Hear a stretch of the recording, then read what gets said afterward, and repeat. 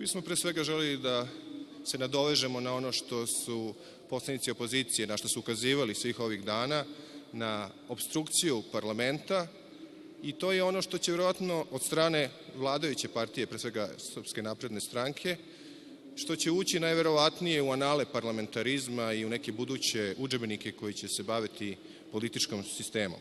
To je samo jedna unapređena verzija onoga što je vlast već, odnosno poslanici vladajuće većine su učinili prilikom rasprave o zakona o budžetu. I opozicija bi stoga trebalo da u buduće nađe zajednički adekvatan odgovor na ovakvo ponašanje vladajuće većine i na ovakvo dalje gušenje i obesmišljavanje parlamentarizma.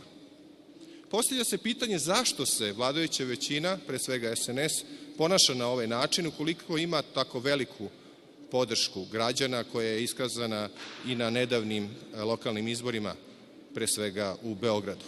Očigledno je, jedini odgovor koji se nameće je taj da oni najbolje znaju kako su došli do te podrške i da oni u tu podršku nisu sigurni, odnosno da je ta podrška neiskrena i da je mogu prilično lako izgubiti.